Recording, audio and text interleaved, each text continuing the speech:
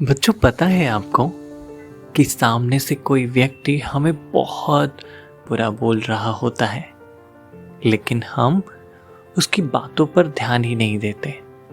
तो एक समय ऐसा आता है कि वह अपने आप चुप हो जाता है और शांत हो जाता है। और ऐसा ही किया गौतम बुद्ध जी ने भी। तो चलो सुनते हैं गौतम बुद्ध जी की हम इस कहानी को।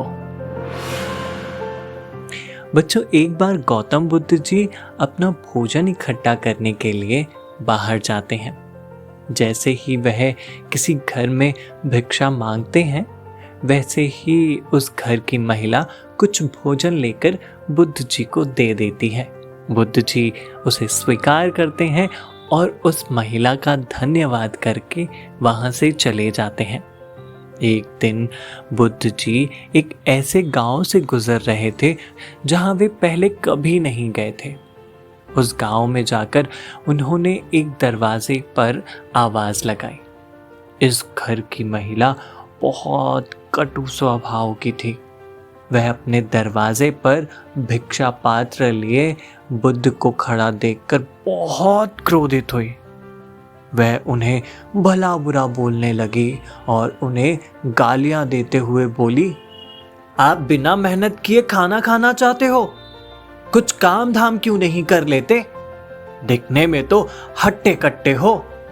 ऐसा कहते हुए वह महिला बुद्ध पर चिल्लाने लगी और बुद्ध शांत खड़े होकर सारी बातें सुन रहे थे।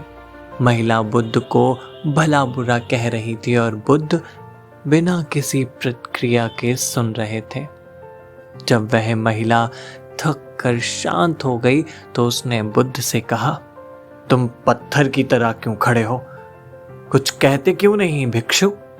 बुद्ध जी ने बड़े प्यार से कहा, माँ, यह आपके द्वारा दिया जाने वाला प्रसाद है, जिसे मैं कैसे ना स्वीकार करूं? महिला ने अधीरता से कहा, किंतु मैं तो तुम्हें कुछ नहीं दे रही।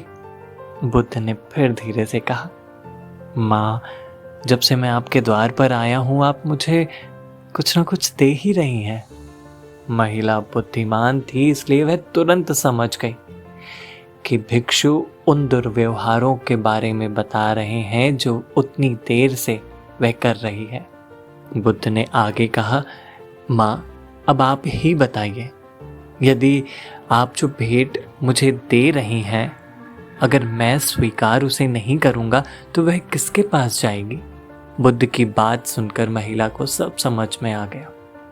महिला शांत हो गई और उसे एक सबक मिला। वह तुरंत ही बुद्ध के चरणों में गिर गई और अंदर जाकर खाने के लिए कुछ भोजन ले आई।